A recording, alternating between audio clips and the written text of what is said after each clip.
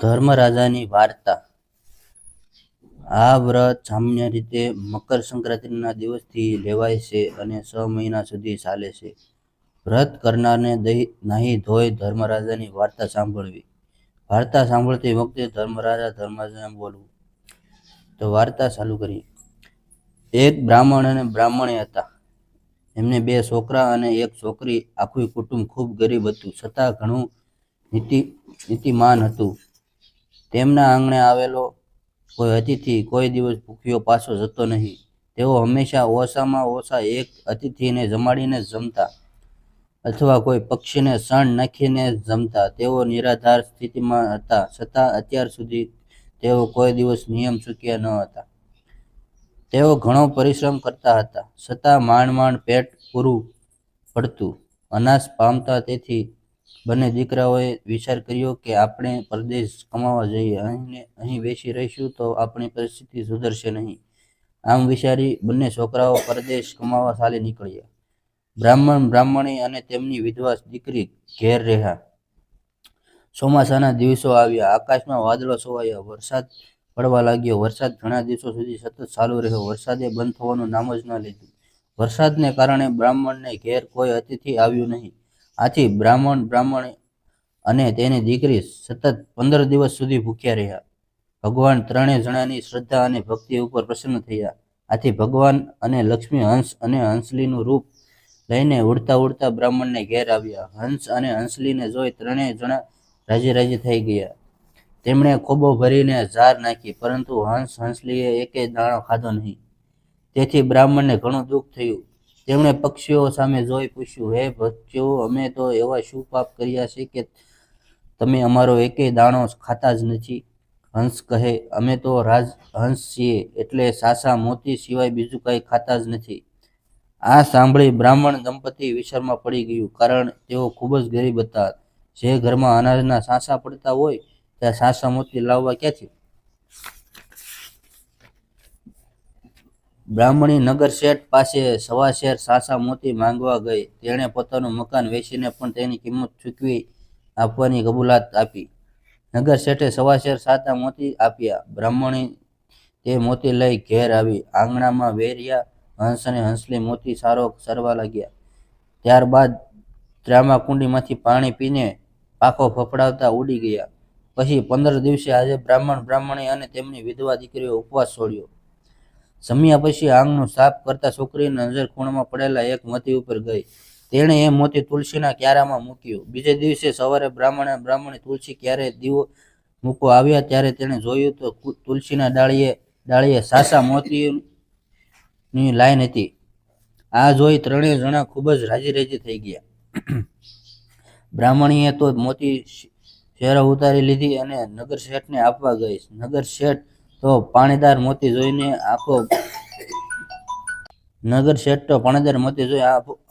આભો બની ગયો. તેણે મોતીમાંથી પોતાની દીકરી માટે હાર બનાવી દીધો. એ હાર પહેરીને તે દીકરી રાજકુંવરી સાથે રમવા ગઈ. રાજકુંવરી તે હાર જોઈ ખૂબ જ રાજી થઈ ગઈ. તેણે પણ પોતાના પિતા પાસે એવા હારની માંગણી કરી. રાજાએ નગર શેઠ પાસે તે મોતીની માંગણી કરી. નગર શેઠે કહ્યું, મહારાજ, આવા પાણીદાર મોતી મારી પાસે નથી. આ તો બ્રાહ્મણના ઘેરેથી લાવેલા છે. રાજાએ બ્રાહ્મણના ઘેર તપાસ કરાવી તો તેને જાણવા મળ્યું કે એના આંગણામાં રહેલા એક તુલસીના ક્યારામાં રોજ આવા પાણીદાર સાસા મોતી ઉગે છે. આથી રાજા ખુદ બ્રાહ્મણના ઘેર પહોંચ્યો અને પોતાની સત્તાના જોરે એણે આખો તુલસી ક્યારો ઉઠાવી જવા જેવો હાથ અડાવ્યો તે તરત જ છોટી ગયો અને રાજાની સાથે રાણી હતા એ રાજાના હાથ છોડાવવા ગઈ તો એના પણ હાથ છોટી ગયા. રાજા રાણીનો તો ખૂબ બૂમાબૂમ કરવા લાગ્યા. બ્રાહ્મણ અને બ્રાહ્મણી બહાર દોડી આવ્યા. તેમણે તુલસી માને પ્રાર્થના કરી એટલે રાજા રાણીના હાથ છૂટા પડ્યા. રાજા રાણી વિલે મોઢે બ્રાહ્મણના ઘેરથી પાછા ફર્યા. બ્રાહ્મણને ઘેર તો હવે રોજ 1.25 શેર સાસા મોતી ઉતરવા લાગ્યા એટલે તેઓ ધનવાન થઈ ગયા. બ્રાહ્મણે પોતાના બંને છોકરાઓને પરદેશ પાછા તેડાવ્યા અને કહ્યું, દીકરાઓ, હવે અમારું આયુષ્ય પૂરું થવા આવ્યું છે. આજ છીએ અને કાલ નથી. દેહનો વિશ્વાસ ન રખાય એટલે આપણા ઘરમાં જે કાંઈ છે તેના 3 ભાગ પાડજો. 2 ભાગ તમે બંને ભાઈઓ લેજો અને 1 ભાગ બહેનને આપજો. થોડા દિવસ પછી બ્રાહ્મણ બ્રાહ્મણી મરણ પામ્યા. રોજ સવા શેર મોતી તુલસી ક્યારે ઉગે અને રોજ 3 ભાગ પડે. એટલે એક દિવસ મોટા છોકરાની વહુએ કહ્યું, તમારી બહેન રોજ 3જો ભાગ લે અને રોટલા માટે ટીપવા પડે છે. જો 3જો ભાગ લેવો હોય તો જુદા રહે. ભાભીના આવા કડવા વચનો સાંભળી બહેનને ઘણું દુઃખ થયું. બહેનને તો અલગ રહેવા લાગી. તે મા બાપ વગરની માફક દરરોજ નિયમ પ્રમાણે સકલાને શણ નાખતી, અતિથિને જમાડતી અને પ્રભુ ભજન કરતી. એક દિવસ વિધવા બહેનને એકાએક તાવ ચડ્યો. ભાઈઓએ વિચાર્યું, ચાલો આજે બહેનને મળી આવીએ. બંને ભાઈઓએ મળવા આવ્યા. આવીને જોઈએ છે તો બહેનનું શબ પડેલું. બંને ભાઈઓએ પોક મૂકીને રડવા લાગ્યા. બહેન તો ધાર્મિક હતી અને તેનો જીવ લઈને ધર્મરાજા દૂતો ચાલવા માંડ્યા. જતા જતા વેતરણી નદી આવી. બહેને ગાયોના દાન કર્યા હતા, એટલે એક ગાય આવી. તેઓ ગાયને ટેકે ટેકે વેતરણી નદી પાર કરી ગયા. આગળ ગોખરુનું વન આવ્યું. બહેને જોડાના દાન કર્યા હતા, એટલે બહેનને જોડા પણ મળ્યા. જોડા પહેરી વન વટાવી દીધું. આગળ જતા તાપના અંગારા વરસવા લાગ્યા. બહેનને છત્રીનું દાન કર્યું હતું, એટલે છત્રીની મદદથી તાપ પણ હટાવી ગયા. બહેનને અન્નદાન આપ્યું હતું, એટલે બહેનને ભોજન મળ્યું. બહેનના ચોપડા તપાસવા માંડ્યા. બધા વ્રત નીકળ્યા, પણ એક ધર્મરાજાનું વ્રત ન નીકળ્યું. ધર્મરાજાએ કહ્યું, તમે મારું વ્રત કર્યું નથી, માટે તમે પાછા મૃત્યુલોકમાં જાઓ. બહેન બોલી, તમારું વ્રત શી રીતે થાય? ધર્મરાજા બોલ્યા, મારું વ્રત 6 મહિનાનું છે. ગમે તે દિવસથી આ વ્રત લઈ શકાય. આ વ્રતમાં ધર્મરાજાના નામનો દીવો કરવો, હાથમાં ઝાડના દાણા રાખી મારી વાર્તા સાંભળવી. કોઈ સાંભળનાર ન હોય તો ઉપવાસ કરવો. 6 મહિના પૂરા થાય ત્યારે વ્રત ઉજવણું કરવું. ઉજવણી કરતી વખતે વાંસનો ટોપલો, સવા શેર જુવાર, લાલ કપડાનો કટકો, 1 જોડી કપડા, છત્રી, વાનસ, જોડા, સવા શેર સાચા મોતી, હોળી, નિસરણી, સોના અને રૂપાની 2 મૂર્તિ, આ બધું સુપાત્ર વિદ્વાનને દાન આપવું. આટલું બધું આપી શકાય એમ ન હોય તો શક્તિ પ્રમાણે બને એટલું આપવું. સવા શેર ઘીની સુખડી કરી એના 4 ભાગ પાડવા. 1 ભાગ ગાયના ગોવાળને, 2જો ભાગ બ્રાહ્મણને, 3જો ભાગ રમતા બાળકને અને 4થો ભાગ ઘરના માણસોને આપવો. બધા બહેનના મડદાને સ્મશાનમાં લઈ ગયા. સ્મશાનમાં તેના મડદાને આગ આપવાની તૈયારીઓ થતી હતી. ત્યાં લક્ષ્મીજીની ડોશી સ્વરૂપે આવ્યા અને બોલ્યા, મારે આ સતીનું મોં જોવું છે. આમ કહી ડોશી તેમની પાસે ગયા અને મોં ઉપર હાથ ફેરવ્યો. ત્યાં તો છોકરી જીવતી થઈ ગઈ. લોકો આ દ્રશ્ય જોઈ અસરસ પામ્યા. ભાઈઓ તો બહેનને સજીવન થયેલી જોઈ રાજી થઈ ગયા. પછી બહેનને ઘેર આવીને ધર્મરાજાનું વ્રત કર્યું. 6 માસ પૂરા થયા એટલે બહેને ફરી બીમાર પડી અને 2-3 દિવસમાં મૃત્યુ પામી. એટલે બહેનનો જીવ લેવા ધર્મરાજા દૂતો આવ્યા. તે આવતા જ ઘરમાં એકદમ રોશની થઈ ગઈ અને કુમકુમ પગલા પડવા માંડ્યા, તથા મોતીની સાસની પૂર્ણા પુરાયા. ધર્મરાજાના દૂતો તેના જીવનને પોતાની સાથે સ્વર્ગે લઈ ગયા. હે ધર્મરાજા, તમે જેવા બહેનને ફળ્યા તેવા વ્રત કરનારને સૌને ફળજો.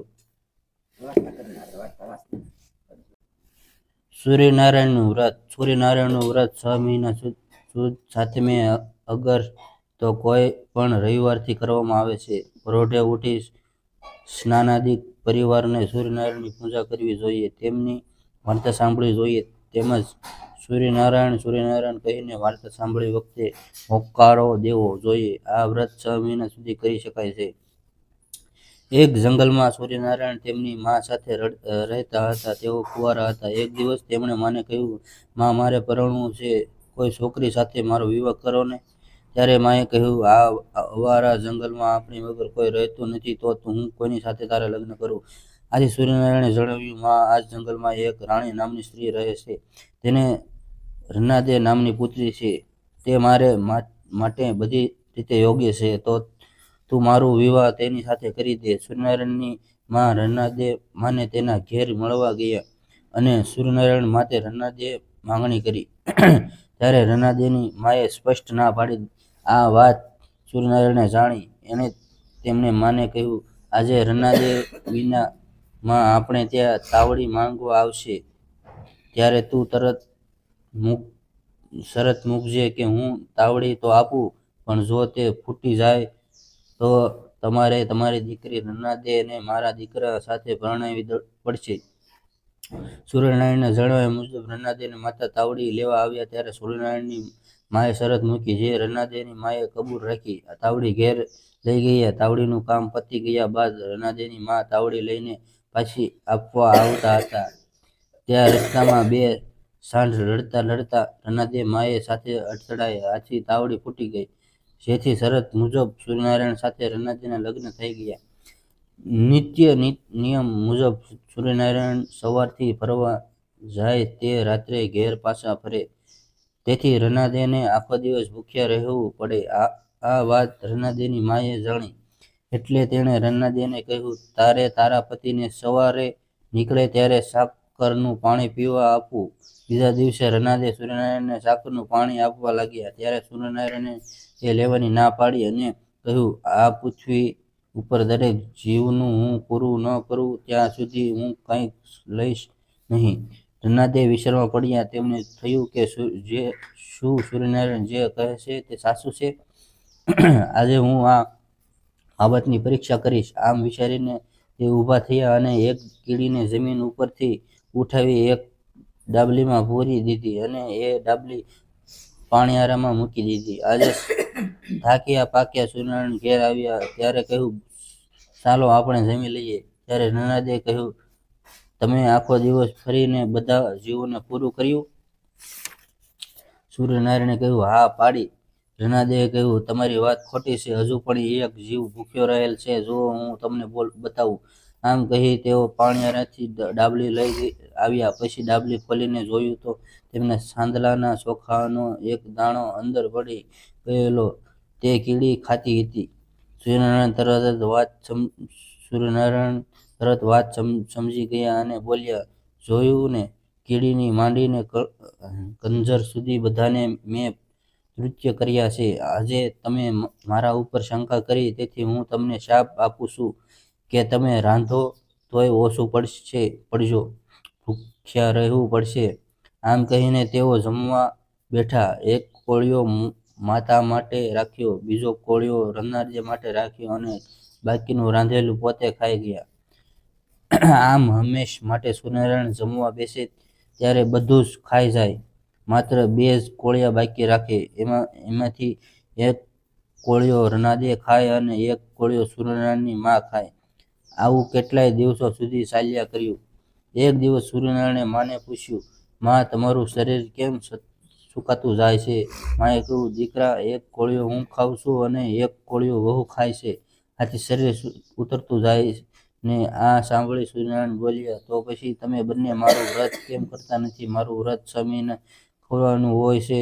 તે પછી વ્રતનું ઉજવણું કરવાનું હોય છે. તે વખતે 1.25 શેર ઘઉંનો લોટ, શેર ઘી, ગોળ લેવા, તેના લાડુ કરવા અને લાડુને ધરાવજો. તેમાંથી એક લાડુ રમતા બાળકને, બીજો ગાયના ગોવાળને, ત્રીજો લાડુ માળીને આપવો. ત્યારબાદ બ્રાહ્મણ અને અતિથિને જમાડીને પોતે 7થો લાડુ ખાવો. આ રીતે મારું વ્રત કરવું. આ વ્રત કરવાથી દુઃખ દરિદ્રનો નાશ થાય છે, બળ વૃદ્ધિ અને ધન વધે છે, આયુષ્ય વધે છે અને ભાંજ્યા અને પરાણું બંધાય છે. આ બધું જાણ્યા પછી સૂર્યનારાયણની માએ અને રનાદેએ સૂર્યનારાયણનું વ્રત શરૂ કર્યું અને તેનું ઉજવણું પણ કર્યું. તે વખતે અતિથિ તરીકે વનમાં ફરતા ફરતા રામ લક્ષ્મણ આવી ઉઠ્યા.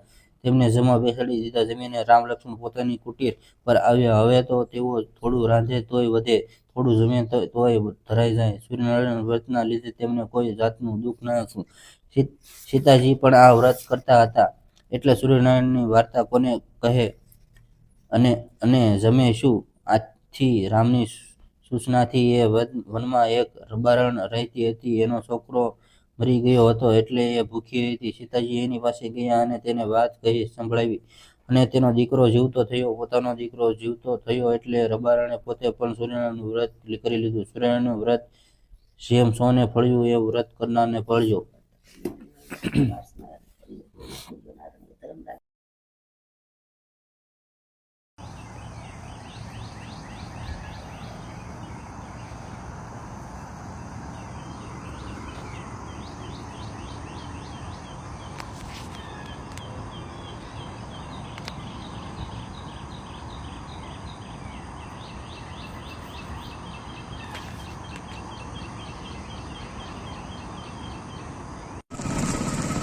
ગામમાં કરતા આવે છે સીધી સીધી શેરીઓ. જોવો મિત્રો, આવો કોઈ ગામમાં આવી શેરીઓ આવે છે સીધી સીધી. તમે જોવો, તમે આવતી હોય તો કહેજો.